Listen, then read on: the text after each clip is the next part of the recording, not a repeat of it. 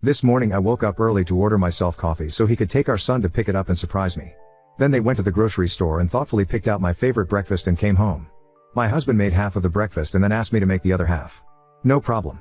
He acknowledged that he was asking me to do the work and still taking credit for the benefit of our kids' experience and memories. It was no problem until he went upstairs to go to the bathroom, and after 45 minutes I walked upstairs to check on him and he was asleep in our bed. He slept the entire afternoon. Later that day I was doing the absolute mountain of dishes, my third load for the day, that's another story, and he asked me to make a grocery list. I asked if he could please make the list because I am in the middle of doing the dishes, and further tried to coax him by using Mother's Day in a playful way. I really didn't want to drop what I was doing to look in the fridge he was already standing right in front of to tell him what we needed for dinner. He knows what the ingredients are, he could easily look himself, but he insisted I help him. I was super frustrated, so I took a deep breath, washed and dried my hands, and then opened the fridge and started telling him what we need. He could sense my frustration and called me on it. I explained that I was really hoping he could make a list himself just this once because I was in the middle of doing the dishes. I explained that when I make a grocery list I just look at what we have and write down what we don't have, and I didn't understand why he needed my help. He started talking over me to say if I had a problem making a grocery list with him I should just have told him. I told him that I did communicate that with him. He doubled down and told me that I need to learn some patience. I smiled and said Happy Father's Day, because it was the nicest thing I could think to say. That completely set him off. He went off on me, refused to get ingredients to make our dinner, bought dinner for only himself and our kids, and has been giving me the silent treatment for over an hour. He says I went too far. Ada? ETA, wow, I did not realize I was going to wake up to so much to read. Thank you for all of your feedback. I have been enjoying my self-brewed coffee this morning and taking in your responses. I have a lot to look over and think about. I know divorce is the obvious answer. Edit 2, no, divorce isn't the obvious answer for this specific incident. Edit 3, I mean the idea of divorce is not solely based on this one specific incident. Several people have commented thinking everyone is jumping to divorce based on this one situation. It is more complex than this one day. No, I'm not using Reddit as a poll for whether or not to leave my marriage. Till how to make Reddit paragraphs. Both of our mothers are dead, unfortunately. Our children are 6 and under. It is common for parents to help and facilitate the day. 6-year-olds and toddlers can't be responsible for celebrating their parents. I didn't expect anything from him. I know it's just a Hallmark consumerism holiday. People who have commented are correct in saying that this incident is just representative of every other day, but magnified by the fact that Mother's Day was a particularly shitty day to choose to be particularly shitty. I felt like maybe I was TA for making the petty comment. I am ND and sometimes I have trouble picking up on if I did something wrong that I maybe didn't realize was wrong to say or do. I appreciate all of the anecdotes of your strength and ability to move forward after leaving an exhausting marriage. It is inspiring. Update 1. Since Sunday I have not lifted a single finger for baby Sinclair, my internal nickname for him. Unless it directly impacts our kids, every time he requests my help or to do something for him that he can do himself I just use my absolute sweetest voice, let him know he doesn't need my help and I believe in his ability to complete the task himself. Then I smile and walk away. The third time I did this, he said I was making him uneasy. I could not help but to LOL, which made him announce that he felt more uneasy.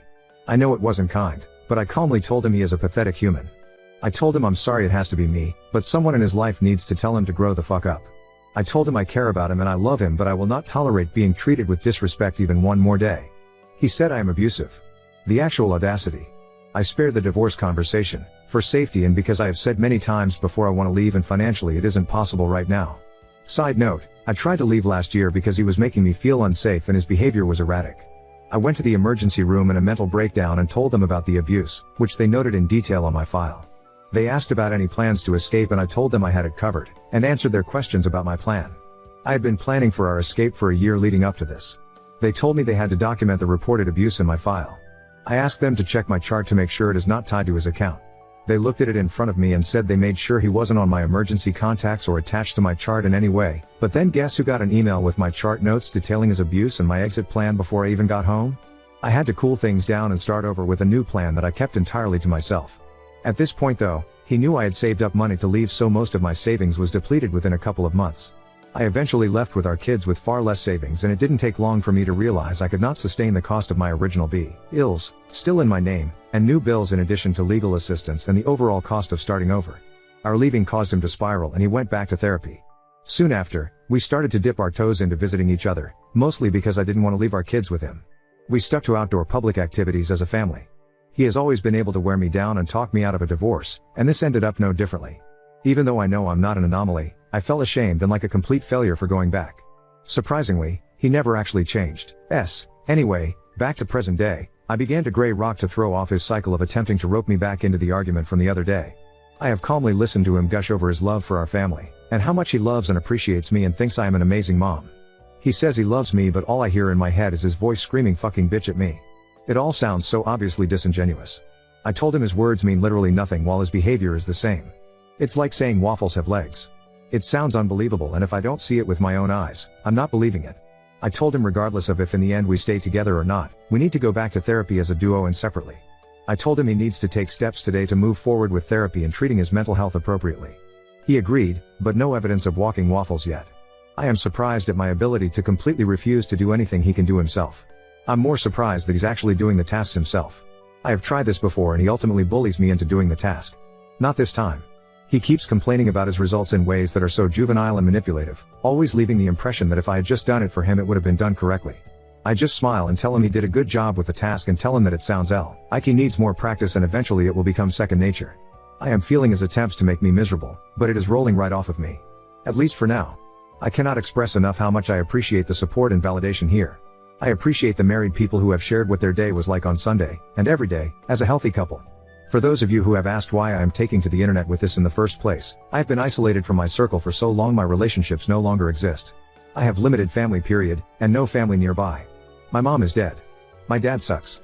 My siblings mostly suck. I have no friends. I work virtually and don't have friendships with my coworkers because we rarely socialize and have opportunities to bond. I don't have opportunities to interact with adults very often. Isn't that the beauty of the internet? Despite my logical brain, years of gaslighting along with my neurodivergence have made it sometimes feel impossible to trust my own judgment. If you are offended by me posting this and have taken the time to voice your disgust for me in my post, I just want to let you know I have processed your complaints and directed them to the correct department. Thank you for your feedback. Oop, correct. My frustration today was the same frustration I have any other day, but the HFD comment I made was just all I could say to prevent myself from saying GFY in that moment. Update 2. First, since Mother's Day he has not shown any sort of attempts for progress. Surprise. He has lost his control and repeatedly called me a fucking BTCH and other awesome pet names for his minor irritations towards me. Example, I asked him if he wanted my help bringing in groceries. Apparently he wanted to do it himself to let me relax, and my offering ruined his plan, so he was essentially throwing an adult version of a tantrum. I explained that it doesn't feel like a genuine gesture, especially because now I'm being yelled at for offering to help? LOL. Okay, pal. At one point I became petty, whoops, and told him to use I statements because that's his go-to therapy speak that he uses on me as a dog whistle during arguments and therapy appointments. He lost his shit, which then made me laugh because I literally do not understand if this is really his perception of reality. I can't take him seriously. I find myself laughing more now than ever, and it's not to mock him, I just can't control my disbelief and don't know how else to cope at this point. Second, I have realized that while I do love and care about him, it is clear that he does not respect me as a person, a mother, or his partner. He doesn't respect our kids.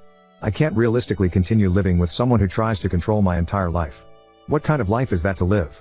I took advice from many comments left on my original post and reached out to friends and family I had been isolated from. The reception was better than I anticipated.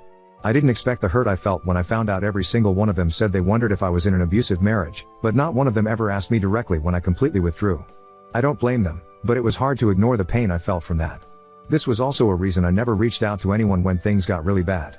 It seemed like they have their own lives to worry about and clearly weren't concerned about my absence. A couple of the people I reached out to were lifelong friends that I had to formally end friendships with when I started dating my husband because of his jealousy, and I never got to mourn those friendships. It felt like a piece of me that had been broken began to heal. Anyway, it was a positive step because some of my family members were relieved I opened up to them, and now I don't feel so isolated and alone. So thank you to everyone who encouraged me to do that. 4. I am not sure what my next steps are, but I am feeling more confident in my path forward.